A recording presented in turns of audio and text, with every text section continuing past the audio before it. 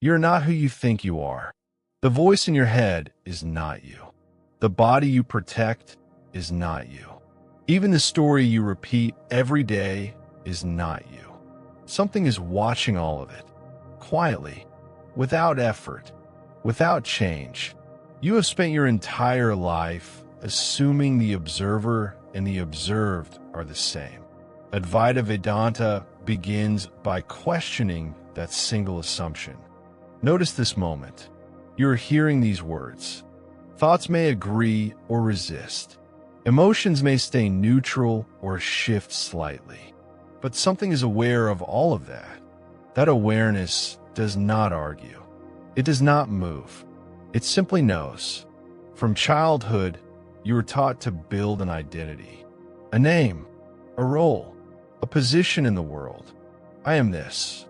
I'm not that. Slowly, carefully, you learn to divide reality. Me and you, mind and world, sacred and ordinary, success and failure. Advaita says this division is the root illusion, not a mistake of intelligence, a habit of perception. Look at your thoughts. One appears, then another, then silence. Thoughts change. They come and go. Yet something remains present through all of it. That presence did not arrive with the thought. It did not leave when the thought ended. The same is true of emotions, of memories, of fear. Fear rises. Fear falls. But awareness remains untouched. Advaita Vedanta makes a simple, unsettling claim. What you truly are never changes. Everything you experience changes. So they cannot be the same. You say, I am sad, but sadness is known. You say, I am confident, but confidence is known. Who is the knower? Not the mind. The mind is also known, not the body. The body is felt, measured, observed. What remains when everything observable is set aside? Silence, not empty silence. Living silence. This is not philosophy meant to be believed. It is meant to be seen. Right now, you are aware of this sentence. That awareness has no shape, no age, no location. It does not sit inside the head. The head appears within it. This is where resistance often appears. The mind says, if awareness has no boundaries, why do I feel limited? Advaita answers gently, because attention is focused, not because awareness is small. A lamp lights an entire room, but you may stare at one corner and forget the rest. The light never shrinks.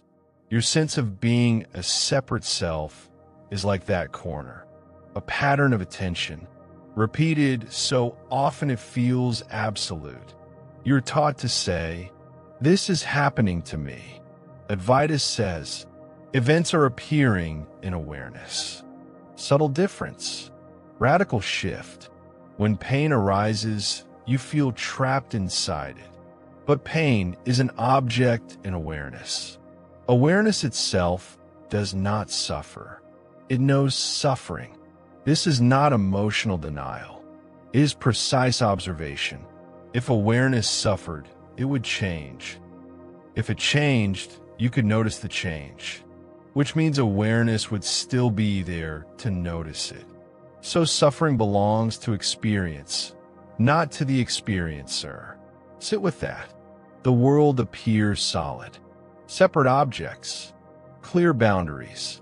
But look closely. Where does one object end and another begin? The body touches the air.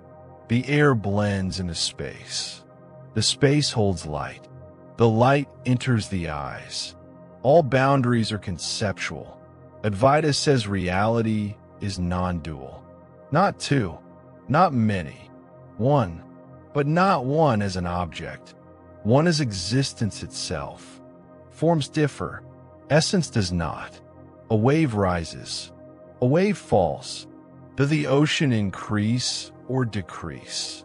Names change. Forms change. Being does not. You believe you were born. But birth is an event in time. Time is known. Therefore, you are not time. You believe you will die. But death is also a concept in time, known by awareness. What knows time cannot be incited. This is why Advaita does not fear death. Not because the body survives, but because what you are was never born. The body is an appearance, a useful instrument, like a character in a story. You care for the character, but you're not trapped inside it. The problem is not the character. The problem is forgetting you're the reader. When identification loosens, something unexpected happens. Life continues. Thoughts continue. Work continues. Relationships continue. But the inner friction reduces. You stop fighting reality as if it were personal. Events happen. Responses arise. But the deep tension softens. Advaita does not promise happiness. It promises clarity, and clarity has a quiet peace. A peace not dependent on conditions. When success comes, it passes. When failure comes, it passes. You remain. Even the idea of remaining is only a pointer, because awareness does not stay or go. It simply is. Try this now. Do not search for awareness. Notice that you cannot stop being aware. Even effort appears in awareness. Even doubt appears in awareness. There is nothing to achieve here. That is why this teaching feels threatening to ambition. The ego survives on becoming. Advaita reveals that being is already complete.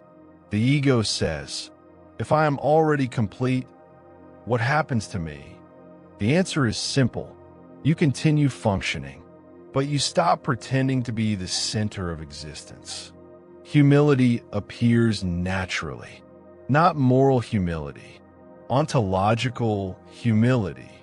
The recognition that the same awareness looking through your eyes looks through all eyes.